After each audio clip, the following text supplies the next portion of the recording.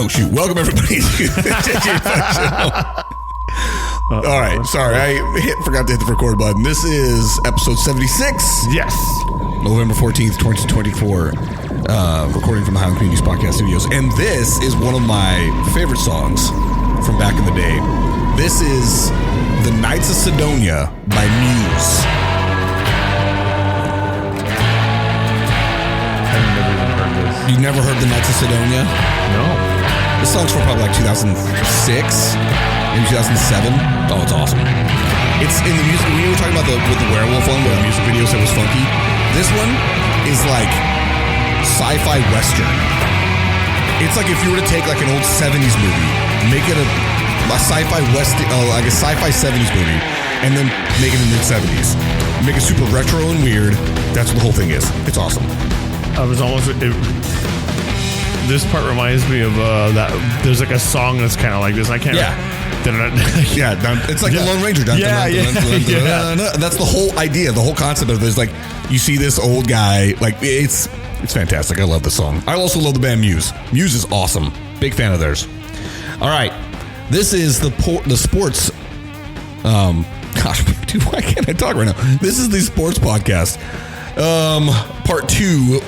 Part 1 was a bit of a whatever. We actually have stuff to talk about when it comes to the sports side of things.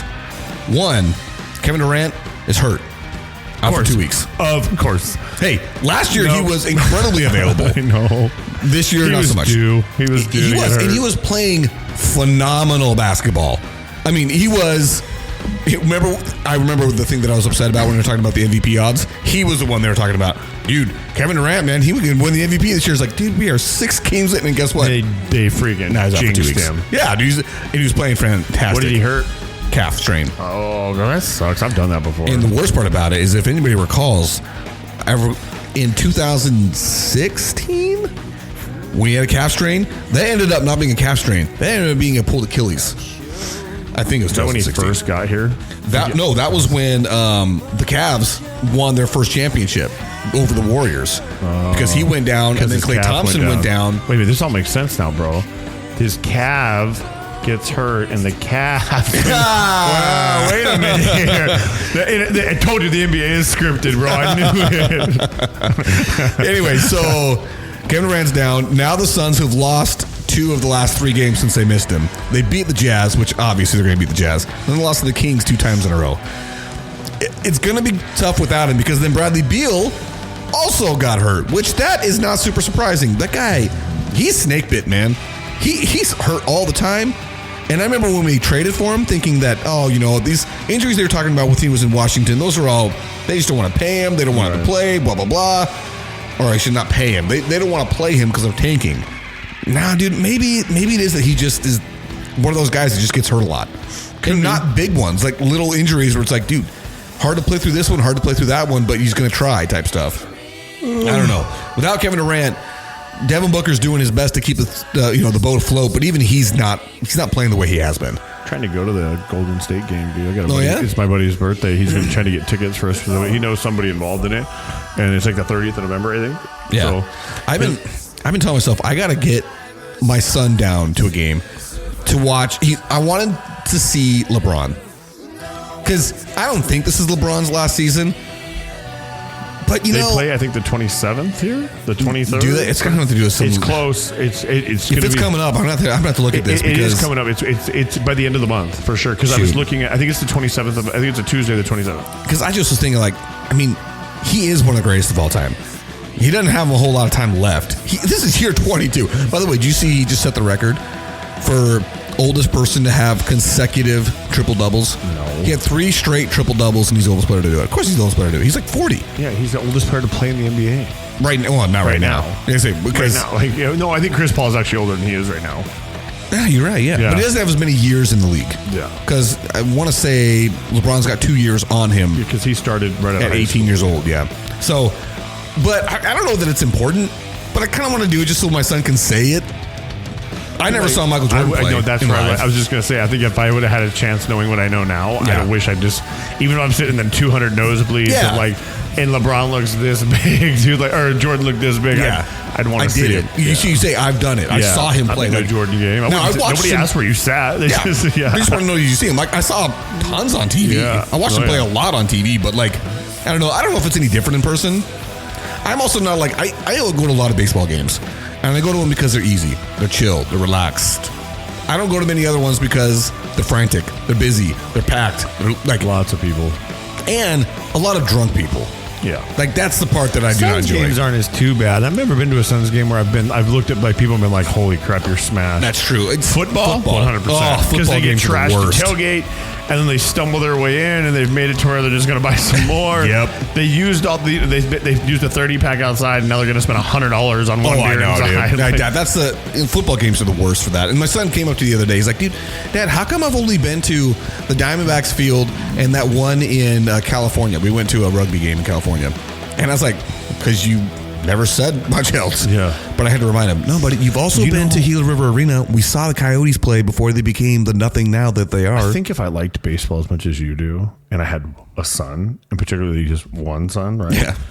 I think I would do, but mine would be football. But I think I'd want to hit every stadium with them. So that would be really cool. I actually had a goal with an old buddy of mine that we were going to hit every single baseball stadium. We said that in 2020. Well, the seasons got canceled, so things fell. Right. And now I'm going to the point where I'm like, you know what? I think me and Benson are just going to go do this. Yeah, just hit it. And you just fly out late at night, fly back late at night. Yeah. Like make it a thing where you don't have to spend weekends and thousands of dollars. Oh yeah, no way. Just go like, hey buddy, we're jumping on a plane tonight at midnight, but we're going to wake up and we're going to be at the Philly Stadium, watch a game, and then we're going to come back or whatever, right? And what makes it possible is the fact that there's so many baseball games that they aren't like extravagantly expensive. No. Like you can go to a game, you said the nosebleeds, but you can go to a game for like $20. Yeah, you just got to get there. Yeah, just getting there is the part. And so like I kind of think that I'm going to do that with him because he actually kind of cares.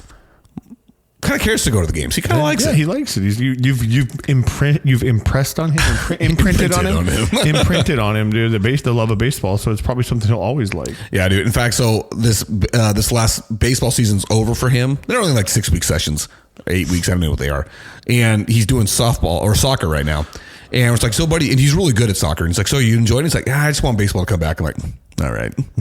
All right. Good jobs. Good answer, son. And it's not that I'm forcing him into it. This is what he wants. With that being said, you know what I've never understood? And this happens a lot. It does. Especially in football. Oh, it's in football. It's terrible. It doesn't make sense to me. Players playing with jewelry. Especially necklaces. Yes. It does. I don't you get must it. have thought that you had to have been watching the same thing I was because was it Alvin Kamara? Yes, that's it was. It was. That's the one I saw, and I thought, dude, it really hit me then. Yeah. And then I started watching a couple other guys, funny. And the rest of the day, I've seen Lamb does the same thing. Yes, I'm like, why? First off, the ice that they're wearing is expensive. Is legit ice. It ain't cubic zirconium. Yes, this is the real stuff. Mm-hmm. And so, like, dude, why are you doing that? First off, it can't be comfortable. There's no way. I know. Like it just I'll never understand it. I don't get it because Ketel Marte thing. With the baseball team, we'll have like 6 chains on, and I'm like, okay, it's baseball, whatever. But no one's trying to grab you to take you down to the ground. Yes, if that's what I'm afraid. And it's never happened because they don't allow horse collaring and whatever. And most of the time, you know, as the higher they get up in the game, the less they wrap up. They mostly just try to knock you over. Yeah. Right? They just come flying in like a missile and try to knock you over. So I get it. Yeah. But I thought it's funny that Alvin Kamara, dude, is sitting there. I'm like, why would you wear that big of a necklace? Like, dude. I just don't get it. So, and I also think about that with the guys that wear the big diamond stud earrings. Yeah. I remember this as a kid with T.O. Terrell Owens. Oh, yeah. And then I'm like, dude, aren't you worried about those things getting stuck in your neck? I'm worried about, like, I guess, you know what? Because if you think about it, your ear is not even close to padding, really. Down here maybe is. It's just getting it on and off where it, like, stabs into you. Or like, you're squeezing that helmet on. And I don't know, dude. I just have never. I'm also not a jewelry guy. Like a fro. Yeah. Dude. Like I said, but I'm not a jewelry guy. Yeah. So it's probably something I'm never going to understand anyway. I have a necklace on right now, but it's not like bling bling, you know. Yeah. But I don't even notice it half the time anymore. But those are like thick gold chains, and that have some like weight. They have their number. Like CD Lamb's, I think says 88, and it's just this like. Bro, like, how do you not lay your head down? You're going to get a bump on the back of your neck. No, for real, dude. I just don't get it. I don't understand it. I don't know what they're showing off for because it's like, listen, we already know you guys are super rich. I know. I'm like, what? It's funny is I mean, this might be bad to say in a sense, but it seems like a cultural thing. It's cultural. Like you don't see a bunch of, let's just call white dudes doing that. It's a cultural thing, and maybe in the black community. Is when you see them do it, like Kirk Cousins.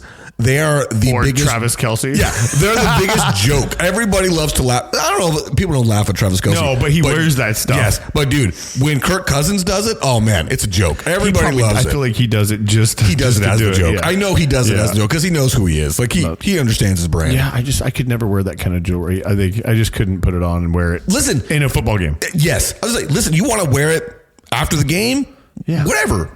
But in the game. In the athletic process, that's the part I don't understand. But again, as a non-jewelry guy, that's probably why I don't understand it.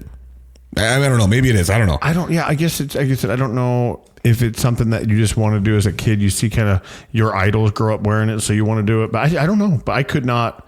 I don't think I could handle the heaviness of in a football game. Yeah, and maybe I don't know. It's like a lot of things. Like I don't recognize my ring. I don't feel it anymore. Right. It'll slide off my finger and I'll completely forget it's gone. Yeah. Right. Maybe it gets to that point. I just don't understand how it could when those size of those things, and not only that, when it's like 4 of them. Well, dude, like Kamara's was like a thick gold chain, like a thick. It wasn't like chainy. It was like a solid gold. Like you're like, bro, like what is that worth? I don't know. And then let's just say you get smacked around a few times, and obviously you go to fix it, and you're like. Wait a minute, where to go? And you see a guy on the defensive side doing this. Come get it. Come get it, baby. Yeah, that would suck. All right, dude. So I'm going to ask the question. We're rebuilding. Rebuilding with Cooper Rush. The most expensive quarterback, the most expensive actually, I don't know if he is the most expensive wide receiver anymore, but he's up there in the top 5. And you still got to pay Micah Parsons. What are we doing, man? What are the Cowboys doing? I mean, they are a clown show right now. They are a clown show right now. I don't even watch, bro. I don't. Like, I'm just so frustrated with. I mean, you can't blame Cooper Rush at all because he's not a starter. No, he went, I think, 4 or 5-1 the last time he did start. I mean, he's capable of winning some games for sure. But the problem is the rest of his offense isn't what it was when he went 5-1. Yeah, it's just out of control. I mean, there's talk that I think they picked up some other receiver finally. Yeah, for the trade deadline. That was the biggest joke ever. Okay, listen. Mingo is the guy they got. His name. He was a former 2nd-round pick from the Panthers. I didn't bring it up last time because I honestly didn't want to rub salt in the wound. I don't care. He could not play for the Panthers, who, by the way, guys, are a terrible team. They're not good. So he couldn't get on the field with the Panthers. Injury has something to do with it. But they traded a 4th-round pick for him. You know what other receivers went for that are difference makers?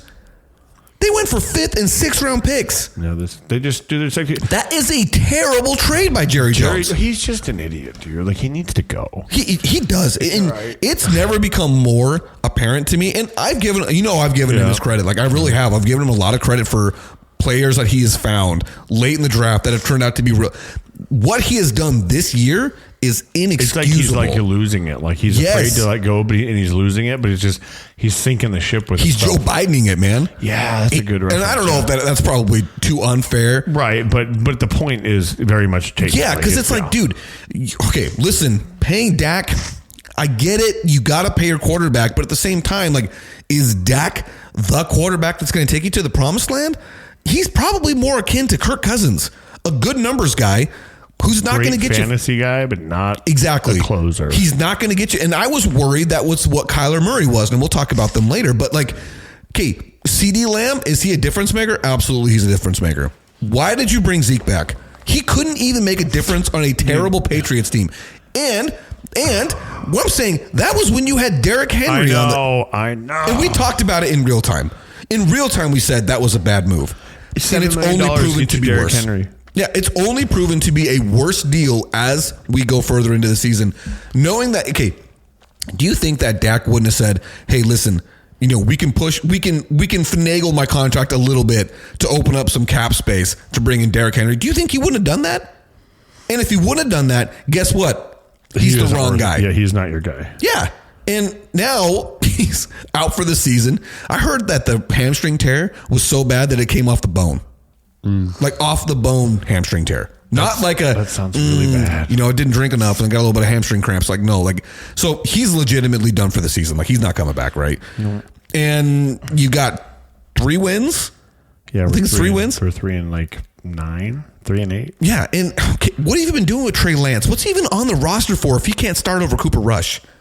Like, I listen, as a non-Cowboys fan, I honestly look at them and wonder, what are you doing?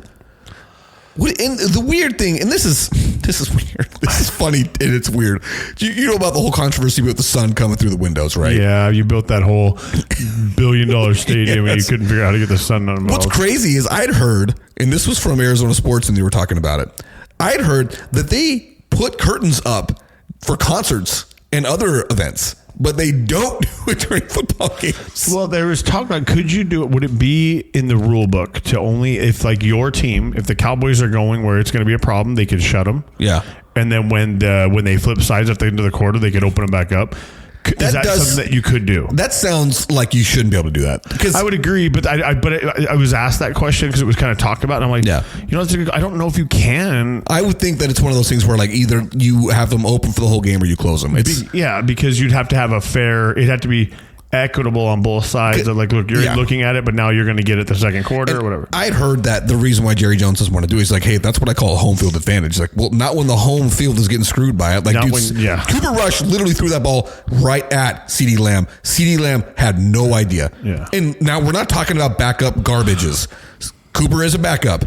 But when you throw the ball perfectly at one of the league's top 5 wide receivers and he doesn't even react, then you know that, that's a real problem. Yeah. And then the best, to make it even better, Mike McCarthy had a press conference. Did you see this picture? No.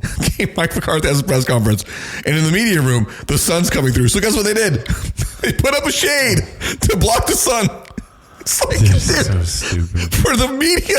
Oh my gosh. And that stadium, there wasn't much they didn't do. If you've never gone through it, it is phenomenal. Okay, and then let's go. That's another thing. Another thing that's been talked about a lot this past week. ESPN did a couple specials on it, and that is the fan tours through Jerry World.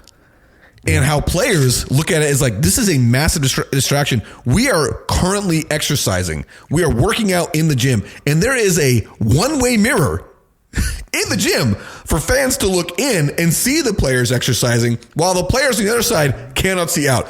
That's straight up like weird. Zoo. That is weird. So weird.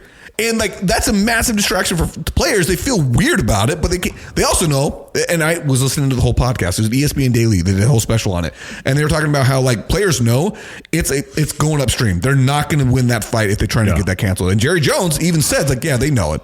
This is not going away. It's a part of the business. The only thing Jerry has done right is he's marketed the team to be America's team over all the years. Like his fan base is huge. And this is the thing that as a fan of a team who just recently got rid of a terrible owner, the Suns, to get a new owner that is all about the W's and just like, hey, what do we got to do to win? Yeah. It's so refreshing. When I think about what the Cowboys are, what Jerry Jones is all about is the money. Yeah. It is not at all about winning. He's all about Jerry. It's all about maximizing the value of having one of the most popular sports franchises in the world, let alone football.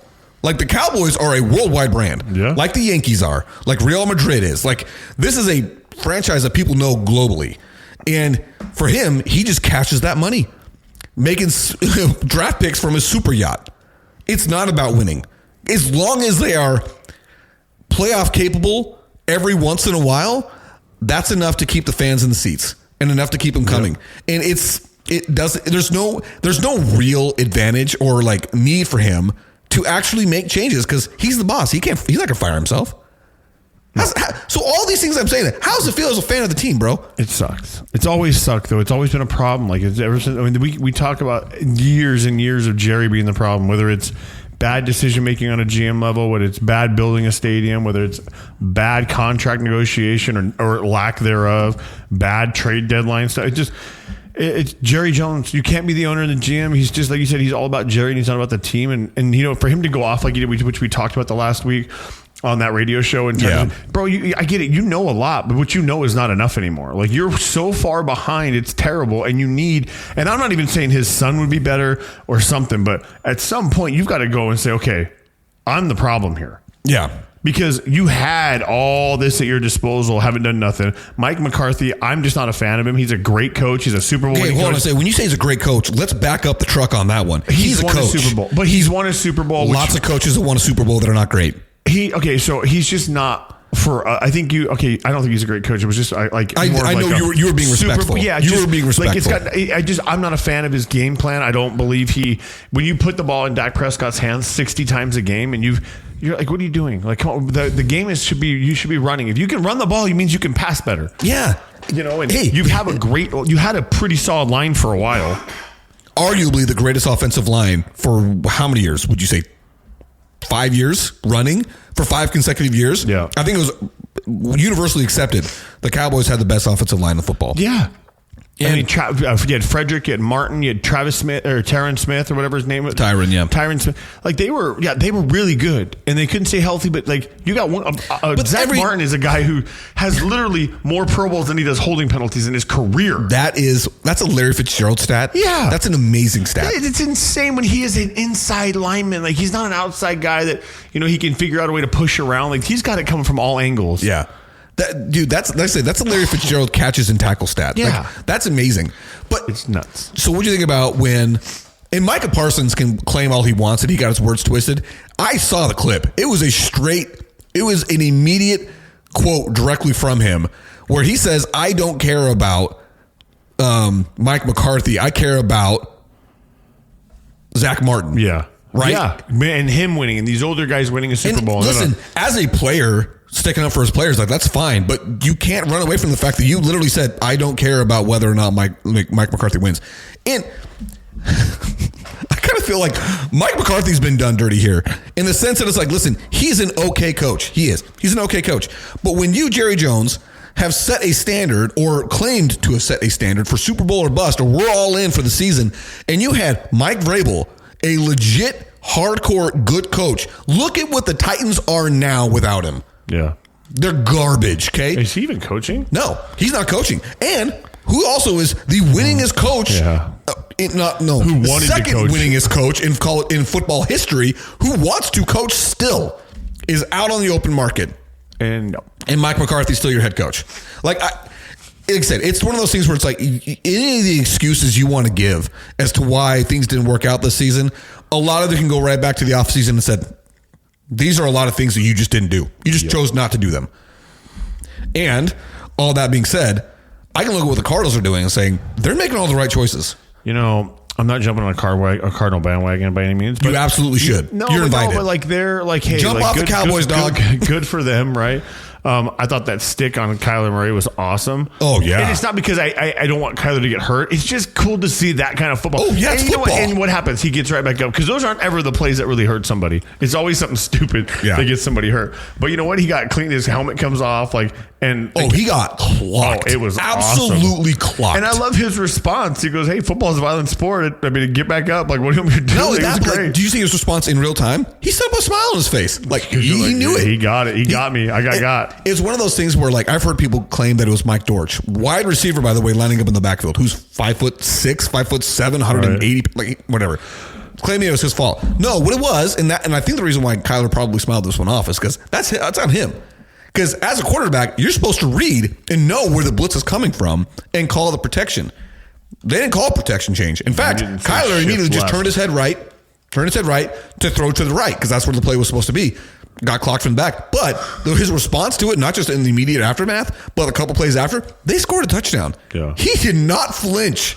And that's a football play. That's what you should do. Like, that's just like you said, it's violent. It's men playing men. And it's like, look, so what? You got hit. Like, and that dude is like, because he got hit by a corner. No, he got hit by Quincy Williams. Was it an actual linebacker? Yeah. You live for that, dude. Like, that is the moment where you're like, that'll be on his main highlight, beginning of every main highlight reel ever, because the helmet comes off, head snaps back. Like, you're just like, yeah, and it wasn't one of those old school guys like Brett Favre who never chin strapped. Never put the strap. No, this was 4 points of pressure on that strap, dude. And that big old fro puffed it off, dude. Dude, I love Kyler's fro. I really do, dude. I don't know how you get all that hair in there. Dude, if I could grow an afro, it would be the only way I'd be going about my life. It's the only way I'd be doing it. But permit. That's fake, man. It's gotta be real. But like going back to when you're saying about Mike McCarthy and you don't like the way he runs the offense. One of the things I love about this Cardinals team is they run it.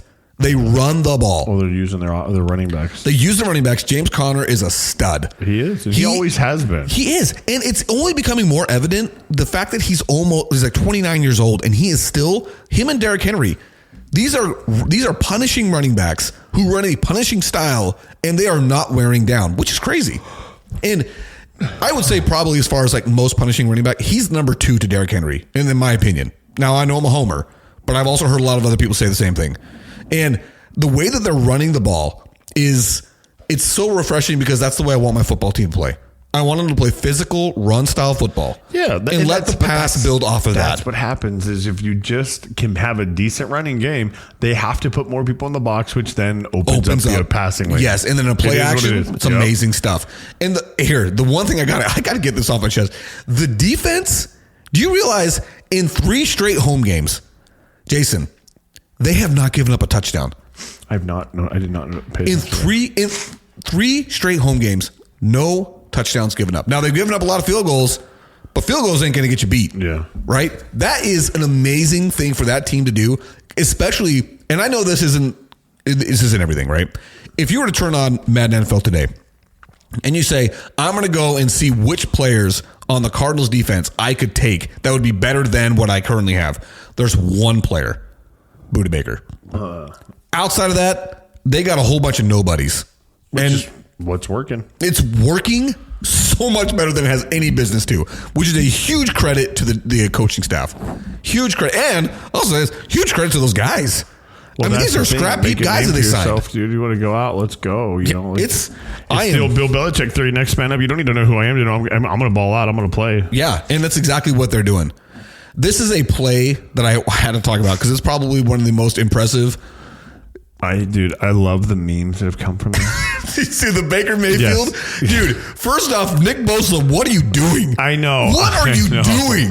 I know. How do you get, Nick Bosa is a huge man, right? 6'4", probably 260. Beautiful human being. Yes. How do you get stiff-armed by 6 foot, 220-pound Baker Mayfield? Not just stiff-armed, and he's able to complete the pass. The only thing that would have made that better is if it was a left-handed throw by him. That would have been so awesome. You're like, hang on, bro. I'm going to hold you back. I can throw left-handed at this point. I tell you right now, it is impossible to not love Baker Mayfield. I know. He's a baller. He is absolutely balling out. And the best part about it is he has no receivers anymore, bro. They're all hurt. Mike Evans got hurt. Godwin got hurt. I think he's leading the league in passing touchdowns. Really? Yeah. Baker Mayfield he is absolutely rewarding the Buccaneers. And the Buccaneers are paying him, by the way, half of what they're paying Dak Prescott. The Cowboys are paying Dak Prescott. Of course. Every time they pay somebody, they don't do worth a dang. Dude, Baker Mayfield, you had the coolest, most studliest play I've ever seen a quarterback do outside of perhaps an Eli Manning pass that was caught on the helmet by David Tyree. To me, ultimate. That was the ultimate quarterback play to me I've ever seen. It's pretty legit. The fact that he did not get sacked. Did not get sacked and completed a pass. David Tyree made the most miraculous catch he's ever made. But that, and then the fact that he stiff-armed him for 5 yards. It wasn't stiff-arm throw. It was stiff-arm, I'm going to keep you out here, keep the ball over here, and then complete a first down. Amazing pass by Baker Mayfield. I'm trying to see if he is the touchdown leader. Oh, check it out. I'm almost positive he's leading the league in passing touchdowns. If it's not him, who would be your guess? Oh, I don't know. Passing touchdowns have gone down a lot this year. I'm sure. It's not been the stat that I'm used to seeing. Who do you think if it's not him? If it's not him, my guess is... who's been having a heck of a year? I don't know. I actually don't know who I would guess. I would guess... Now, dude, this is great radio, right? I don't really know. I don't know. Going through my head. I'm just going through my... I would say Geno Smith if it wasn't him. Do you think he's had that good of a year? Geno, he puts up some surprising stats. Yeah. Have you got the numbers in front of you? No, not for that. These are Jalen Hurts has 10.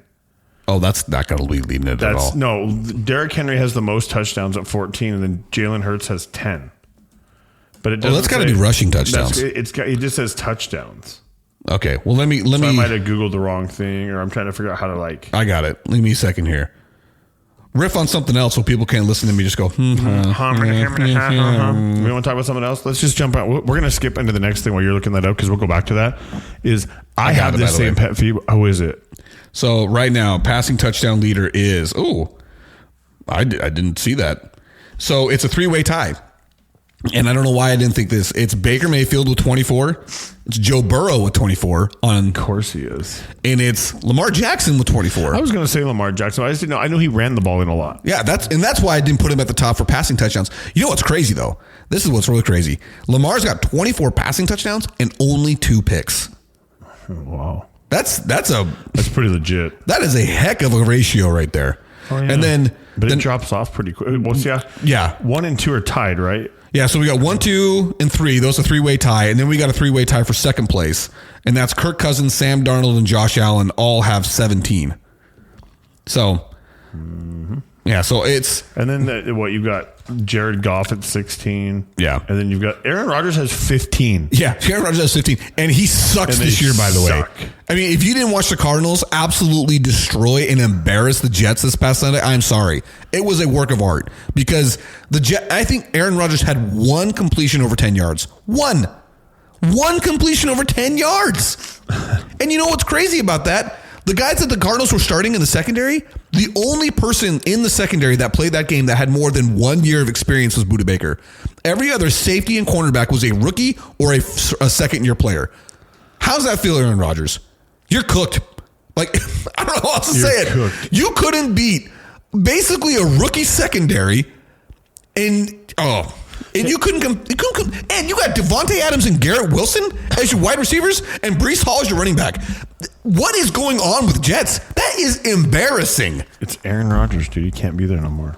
Yeah, you're right. I got to plug my camera in, by the way. It's about to die. That's fine. Go for it. A question, though, is so there were how many quarterbacks taken in the league or in the draft this year? 5 the first round? Let's see. Was it 5 of the first 10? I think it was 5 of the first 10 or like 5 of the first 11 or 12 were all... Oh, device overheated, unable to charge. Yeah, well, there you go. No, it's charging. Let's see. 1, 2, and 3 was we had Caleb Williams, we had Jaden Daniels, and we had Drake May go 1, 2, 3, and then we had Bo Nix to the Denver Broncos, and then JJ McCarthy to the Vikings. But he got hurt, right? Yeah, and Michael Penix to the Falcons. Okay, so 6. What's crazy? We might have been more, but I don't remember. Just of overall like passing touchdown statistics, where do you think your boy Caleb Williams, the number 1 overall pick, falls? He's not great. I can tell you right now. He's not doing better than Jaden Daniels. He's actually like number 4 out of 6. 4 out of 6? Yeah. Okay, and considering 2 of them are hurt and 1 of them's not playing. Yep. That's pretty rough. Bo Nix is ahead of him. You've got... Well, I guess there's only 1 hurt. 1 hurt, 1 not playing. So Bo Nix is ahead of him. Jaden Daniels is ahead of him. Is Drake May already ahead of him? Oh, you know what? No, Drake May is 1 behind him. Yeah, and Drake May didn't start the first 3 games or 4 games of the season. He's 1 behind him. So then that would put him... So he's 3, not 4. And then you've got the other 2 that are whatever. But it's just crazy because all this hype, and I'm sitting here like, I feel like I should tell the Chicago Bears, I told you so. Hey, you know what I'm going to tell I said this when they drafted him, right? Jeremy, I told you this when we went out for sushi. He holds the ball way too long. You can blame the coaching. That's probably fair. But the problem with Caleb Williams is he thinks he's going to make the biggest play every play. He did it in college too. He does not read a defense. He holds on to the ball for forever. And then he expects to make a miraculous play every play. It's like that. Kyler Murray had some of that he had to get out of as well. When you're the ultimate athlete and you've been the ultimate athlete for the majority of your playing career, that's a hard transition to make, realizing that you can't out-athlete guys in the NFL. You can't just show up. And so to say that Caleb Williams won't realize that it's premature for that. Like he may very well figure that out. But right now, watching him play the Cardinals, he got sacked 6 times by the Cardinals, who had like bottom 3rd pass rush in the entire league. Like they didn't sack anybody all year long. And their best sack guy got hurt. Dennis Gardeck didn't even play. So I don't know, man. Caleb Williams right now, rough start. And that's considering he's got 3 legit wide receivers. legit wide receivers. Yeah, and they can't seem to get on the same page. They seem more frustrated than anybody. Yeah, and like I said, it could be coaching. I'm not going to dismiss that. It's not like Eberflus has proven that he's the fantastic, overall coach. Right. But anytime that you hire a coach that he's only good on one side of the ball, and he's not a Mike Tomlinson who just knows how to dictate and knows how to delegate to his coaches. This is our mentality. This is our identity. We play this way. And because that's the thing I will say about Jonathan Gannon with the Cardinals that he's done in his 2 years. This is how we play, and he lets his coordinators do it. And the first year didn't look like he did a whole lot, but guess what? They had a horrible roster. And they didn't have Kyler Murray for half of the year because he was coming back from an ACL. So it's like there's lots of things about the identity that a coach has a power over. And it doesn't look like Eberflus has got it. Mike McCarthy don't got it. I mean, Mike Tomlin has it. When you look at the great coaches, a lot of those great coaches, they have the ability to set a standard and a personality and identity for the team, and the team fits it. No, I agree. So I don't have any, I could just keep going off. But hey, listen, you know what? If you're going to a sports game, don't wear a jersey of a team that's not even playing. I never understood this. And it's every team has this. Yes. Right? You show up to a Cardinals-Bears game, and there's a guy wearing a Packers, Patriot, a Rams, Cowboys jersey. Cowboys. You're like, bro, what? This isn't wear your team jersey to the game. This isn't just wear a football jersey. No, like, listen, dude. It makes me so mad. It's the dumbest thing ever. It's like when I go to listen, your daughters did this crap, man. We went to a Diamondbacks game, and they showed up with a friggin' Dodgers jersey. Well, that was on purpose. That was to get underneath your skin. Oh, they did it. They did it. But like, it's one of those things where it's like, listen, if you don't have a jersey for the team's playing, just don't wear one. Yeah. It's not necessary. You don't have to wear a jersey to a game. And especially if that team's not playing, don't wear it. It just doesn't make sense. Like, I don't know how you're like, hey, we're going to a football game. It's the Cardinals playing whoever. Oh, okay, cool. I'm gonna throw my Packers jersey because I'm a Packer fan. To me, it's the ultimate sign of, I don't know anything about sports, but guess what? The sports team's playing. I'm going to show up. Yeah. Like, that's to me ultimately what it is. That's funny. You don't know anything about sports, but you know that this is a team. I would never do that. Never. I would never wear another. I would rather just wear a non-football shirt. Yes, a white T-shirt. Yeah. A nondescript T-shirt. Just whatever. Yeah. I'm not going to wear the colors. I'm just saying, like, I'm going to wear a T-shirt, like a normal T-shirt. Oh, yeah. Just can't do it. Listen, guys, it's stupid. It's really stupid. So, yeah, if you're doing it, knock it off. Yes, and tell your friend to knock it off. And if you've got a friend that does it with you, that means you're both idiots. Yes. Like, he's not doing it because you guys are cool. It's because you're both idiots. You're freaking fools.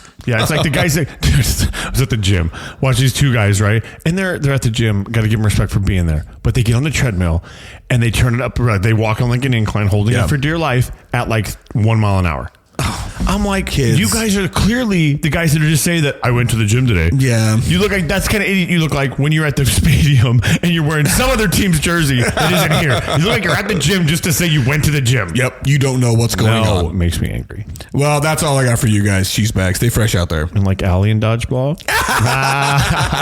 Just kidding. It's Lexi. We're out. Oh!